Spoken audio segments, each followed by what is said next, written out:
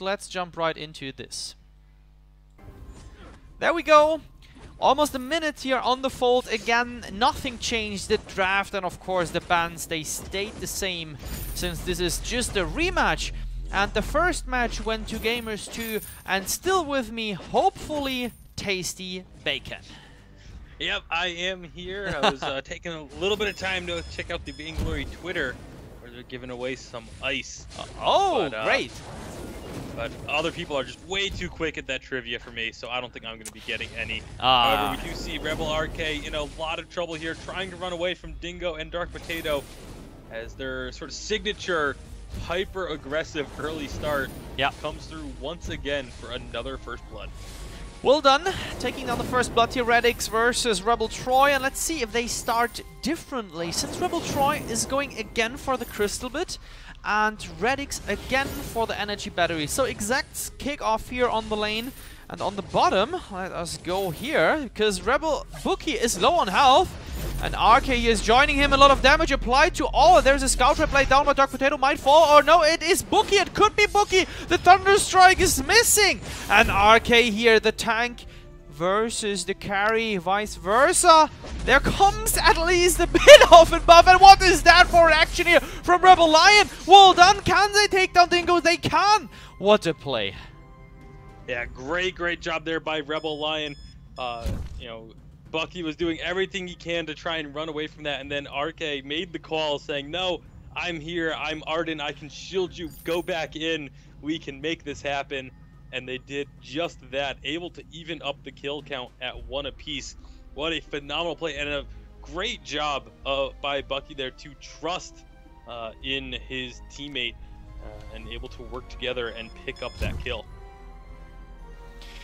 Alright, so back here to Bookie, doing a good job with RK as just said and seen in the replay. Radix on the lane forcing Troy to go back since he's low on health.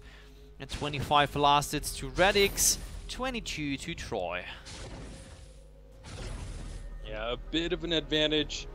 Not too much here early on, but that is going to be Radix just pushing that lead, pushing those minions into the turret, which does mean that it's going to be just a couple of more missed out on by Troy. So every little advantage you can take, and if they eventually do add up, it doesn't seem like much at first. You know, missing out on just 2 or 3 minions doesn't sound like a lot, but if you're missing out on 2 or 3 minions, you know, every couple of minutes, then that will end up with you falling further and further behind. As looks like Rebel really wants to make a play up on Radix, but he's just so far back. I don't think they're going to be able to get anything. Yeah, way behind or in front of the 50-yard line, I would say. So therefore, no chance here to get him. And yeah, RebelLion missed a bit of time there. So Dark Potato and Dingo cleared the whole jungle, being present here, forcing down Bookie, the target, still to prioritize. Rocket Leap dodge from Bookie because he went the bottom way. He is low on health. Now Troy is joining 2 vs 3 situation. Scarf is not joining since he's continuing to farm. I think he has the information from Dingo and Dark Potato that they do not want to force the fight, but now they want to force the fight, or at least try to split the enemy apart. Oh, can they kick down RK? Radix can. Yeah, the Rocket Leap pushing RK back away from the turret. He was trying to run into lane and just couldn't get there in time. Radix actually taking a lot of damage here from the Heliogenesis, but Troy, knowing he has to focus on getting some farm in, isn't going to be able to put any more pressure on. And again, the heavy invasion pressure as they're going in onto Bucky. Yeah, Troy, now connecting a lot of damage here onto Radix, but Bookie, no question he's going to fall here. Especially with that goop being thrown down, dropping the movement speed by so much. There's just not much he could do there. And Gamers2 is off to an even better start this time around after the remake. Goldminer almost filled 50%, so that guy soon to be targeted here from the teams. Quickly check out here the item builds. Bookie, yeah, going the aggressive way. Kinect Shield, Dragonheart, Blazing Salvo. On the other side, RK now getting locked down here. Oh, look at that big red button, but the burn damage in the end from Radix here, picking up the kill. Yeah, big red button used just to try and secure it, but it does go over to Radix. Of course, they'll be perfectly fine with that. You know, you're never going to complain about your Scarf getting an extra kill. They try and just put a little more pressure on. They are going to start up the gold mine here. Bucky is here to try and fight it, but he's not going to be able to do a whole lot. Gold mine's being burnt down. They're going in with the Solar Storm. Actually, the gold mine was stolen by Bucky, of all things. You know, the Solar Storm coming through, and it ends up going over to Krull. But now the fight is on. Low health bars from Gamers2, but they're able to answer a ton of damage back. They know they don't have to worry about the Solar Storm coming through. Oh, ultimate thrown in by Bucky is going in. Celeste picking up the kill. Troy with a double stun. The Heliogenesis leading into a supernova double kill here for RebelLion. And Dingle, the last survivor of Gamers2, has to escape through the bottom. A huge turn there for RebelLion, getting the gold mine and 2 kills picked up there. And the big thing was Bucky he dinged level 6 halfway through that fight. Yep. And it was what was allowed him to throw out that ultimate and get that big stun. And of course, Radix is sitting on level 6, but did not put a point into his ultimate, as we see a lot of Scarves like to do. However, you gotta wonder if he had that ultimate there, that would have been a beautiful opportunity for it. Right after they had put in, everyone on Rebel was at about a third health.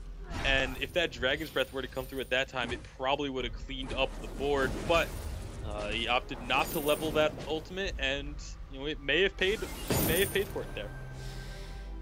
Okay, so item builds. Radix is on the way to both Eve of Harvest, Broken Myth, something like that.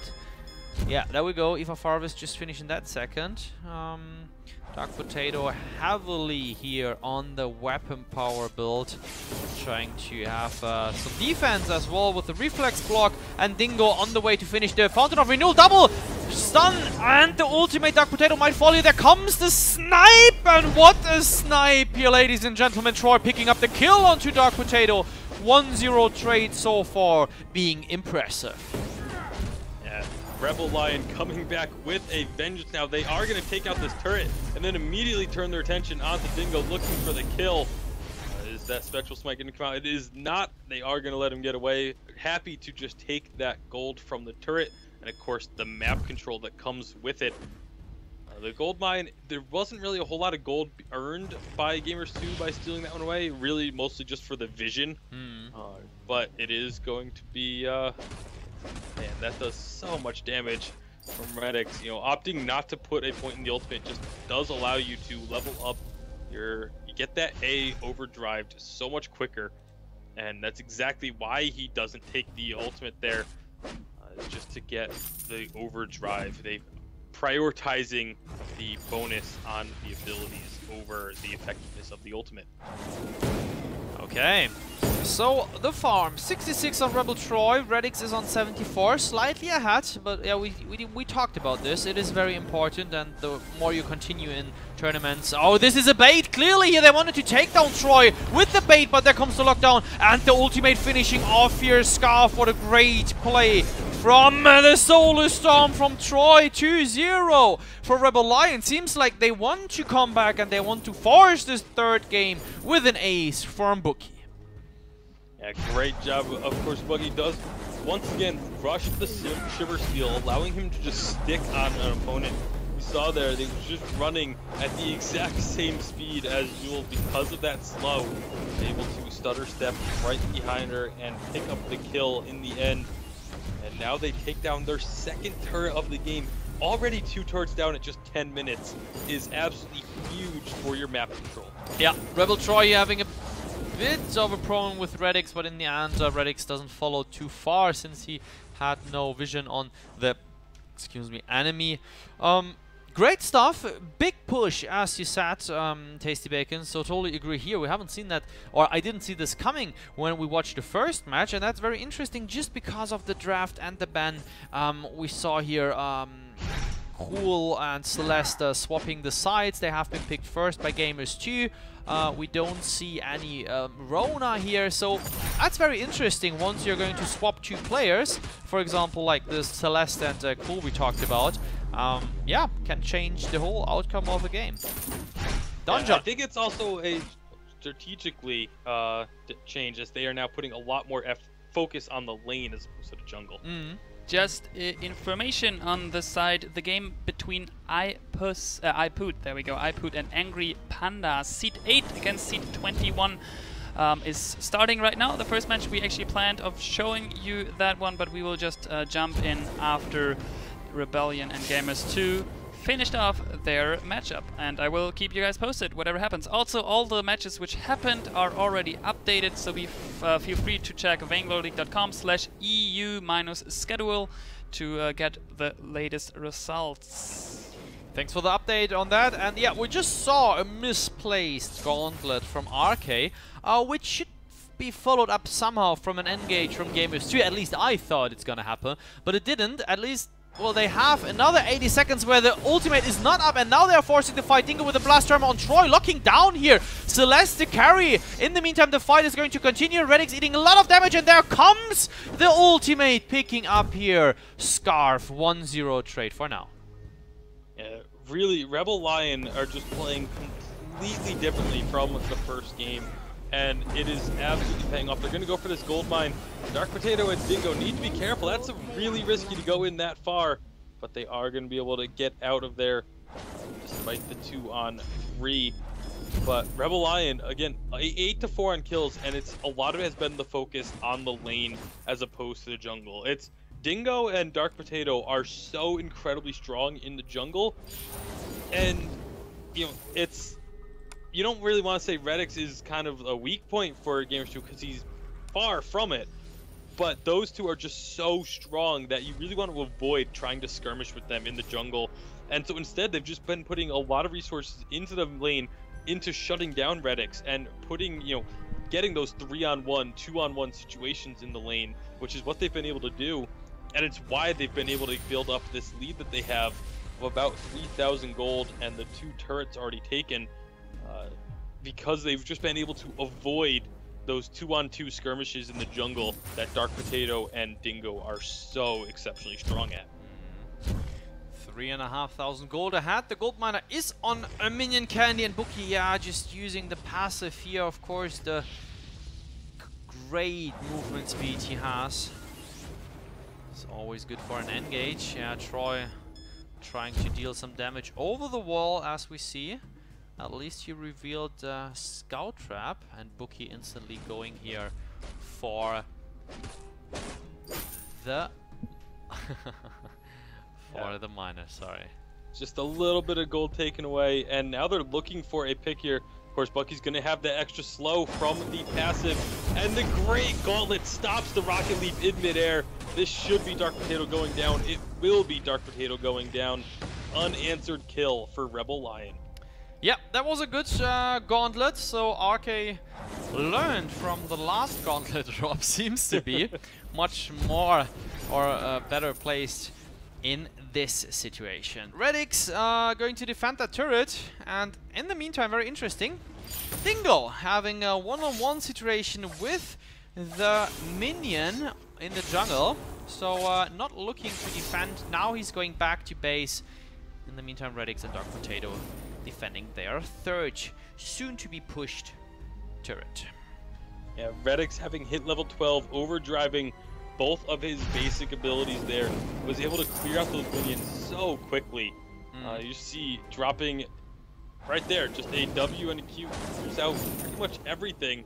That one wasn't perfectly placed, but the previous one just took care of the entire wave in an instant, completely stopping the push from RebelLion, which allowed Catherine to go and clear out some of the enemy jungle for free on her own, as you see a huge minefield being put down by Rebel, just waiting and daring Gamers2 to come challenge this Kraken. Yeah, we just have here a perfect view of that one. I stopped counting, so that's definitely a lot And they want to force Gamers2 obviously into them, maybe with a beta or maybe with a Kraken push, depending on what they might go for. And now it looks like a Kraken push, and let's check out if this is going to continue. Or Gamers2 not aware of the situation, but of course they can think, since they do not see the enemy, that the Kraken is soon to be released. There we go. Yeah, they had to assume that that was going on, but they knew that there really wasn't much they could do about it. With the Gauntlet and Kroll waiting, it would have been a suicide mission to go in. You know, whoever face checked it probably would have fallen. So instead, they just let him get the Kraken and decide, you know what, we're just going to try and defend and hopefully take out the Kraken before it can take our turret. Of course, Scarf is exceptional at killing the Kraken with that the pool of fire. Yeah, with the goop and the Spitfire on it, and there we see it, and the health bars are melting from the Kraken. Great damage here so far. No fight breaking out. There comes the Gauntlet drop, locking down Dark Potato. Dingle damage to the turret. Ultimate from Bookie from the top down. The turret fall as well as Kraken does. Oh, nice ultimate. Not picking up the kill. Yeah, very, very close, but unfortunately no scars. So all in all, the gold technically favors Gamers2 off of that trade. You're getting 1,500 for the team for the Kraken kill, as opposed to the 1,200 that RebelLion picked up for the turret.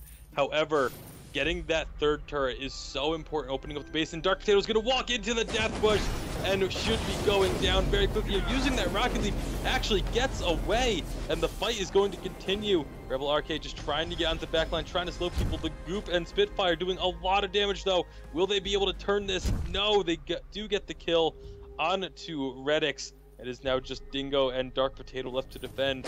RebelLion looking very strong in this second game of the match. Very well prepared here, this ambush, and we just see it here in the replay, and they were just aggressive, sticking to the enemy.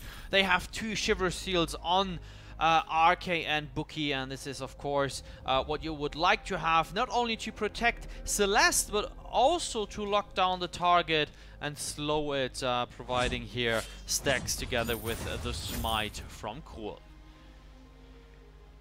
Yeah, this is going to be an interesting situation for Gamers2 to try and come back from this. They have quite a bit of items built, you know, the Eve of Harvest and Broken Myth on Redix, pretty much your standard crystal power build, as it's also the exact same thing over on Rebel Troy. So, you know, they both have that 2-item power spike. It's just going to be a matter of if they're able to use it. And I was talking about it earlier, you know, in the pick and ban phase way back, that I don't really like Scarf being picked into an enemy Arden. And we've kind of seen it here. He hasn't been able to use his ultimate whatsoever. It's all of his damage has been relying on the Goop and Spitfire. And I really feel like if they had taken, you know, like a Vox into this team composition, they would have been able to just do a lot more of the AoE damage, because there's just so many shields and movement speed on the side of RebelLion that once that Goop and Spitfire goes down, they can just walk off of that, and all of a sudden Scarf's damage output is virtually negated. Yeah, I have to agree here. So maybe we will see a third match. And ladies and gentlemen, if we are going to see a third match, we will see no global bans. We will see no draft mode. Everything is free. We have a so-called blind pick. This means mirror matches can happen as well. Ultimate getting used here from Dark Potato, but yeah, maybe just for the show. Yeah, it looks like it's yeah, definitely gonna be I mean, you never really like to see an ultimate wasted like that. It's 80 seconds that ability's not going to be available now. Yeah. Of course, you know, with how safe these teams are starting to play, you know, it might be back up before the next fight happens. Only 60 seconds left on it now. Of course, Kraken is up and being taken once again by RebelLion. They're going to get this one again uncontested, and if they can get another turret off of this Kraken push, it will be extremely useful for them.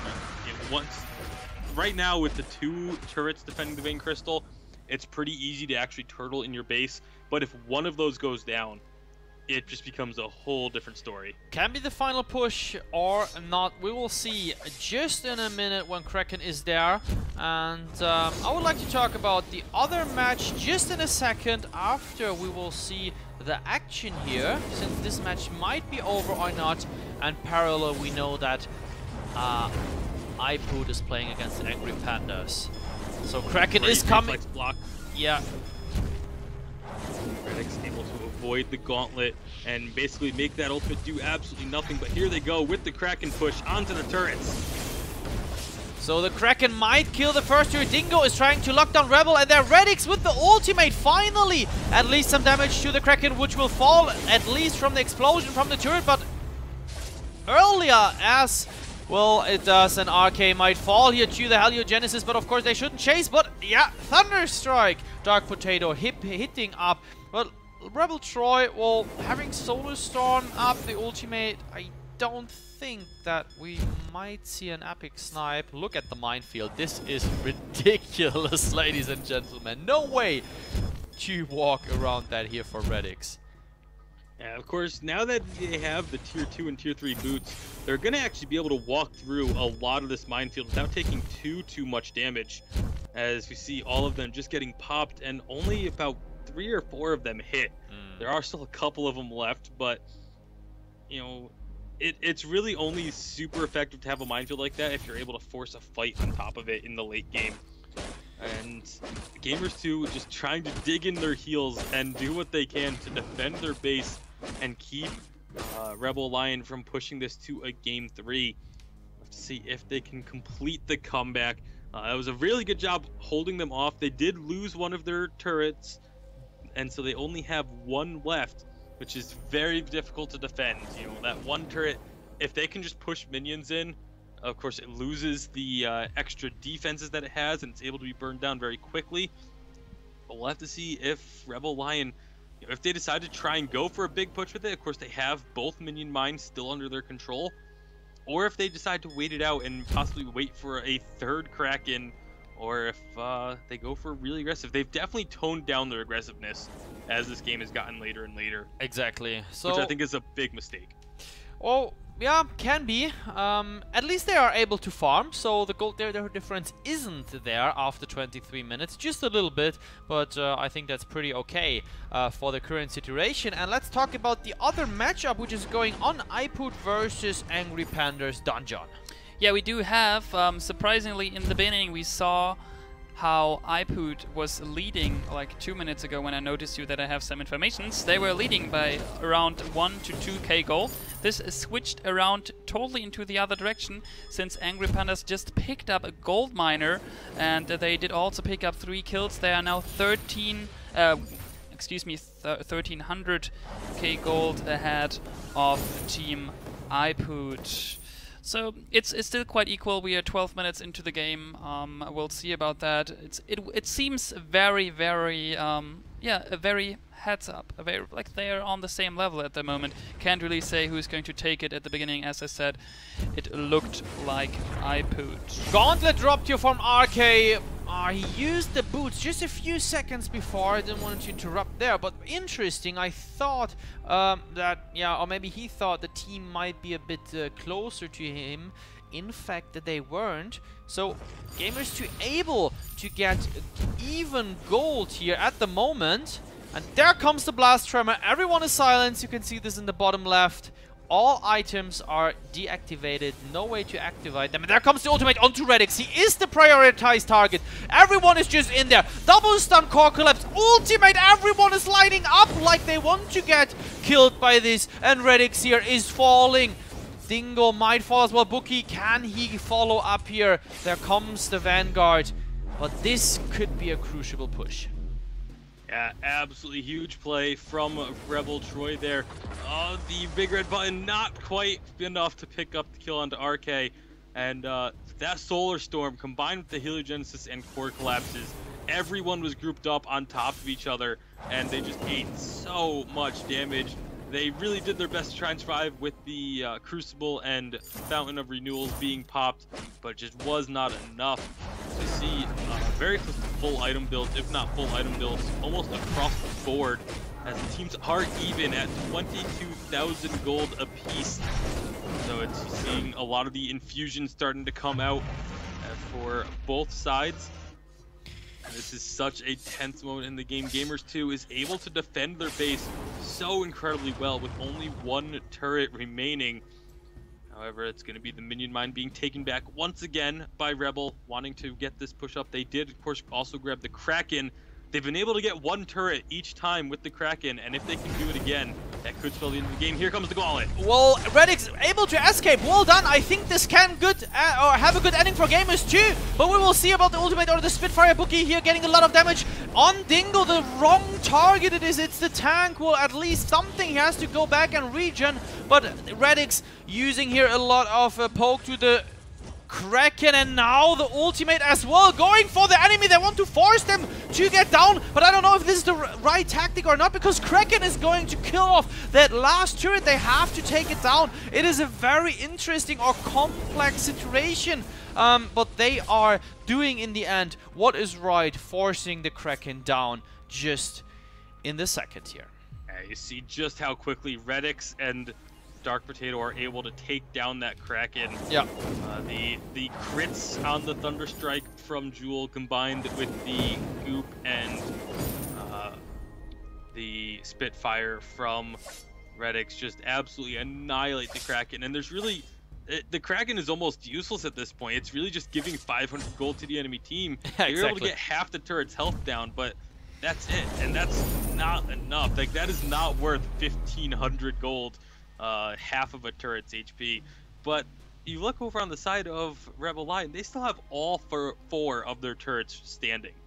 So like there's so much work to be done for Gamers2 still. Yeah, but I mean, if I were RebelLion, I would go much more aggressive in this Kraken push, because you don't have anything to lose. I mean, they have no turrets down. Now they're taking the first one, and Redix might fall here since the ultimate is thrown on him. There comes the gauntlet drop. He has to use the block somehow. Oh, the stun Redix will fall to the Solar Storm in the end. And this could be the game for RebelLion, forcing Gamers2 into a third one, which could be the most interesting match so far here in VGL, since this is a blind pick. Yeah, that was absolutely huge to be able to pick off Redix like that. And now it's up to Dark Potato and Dingo to try and defend. There are minions with them, so the turret does not have its bonus defenses. They're going to be going in onto it. Krull able to annihilate that turret very quickly, and they are onto the Vein Crystal. They do not have enough to defend this, but they're not hitting the crystal. They're going for the kills instead. I don't know why I would finish that crystal, boys. I mean, Redix is still down for 15 seconds, but now finally RebelLion can take it, forcing Gamers2 into a third match.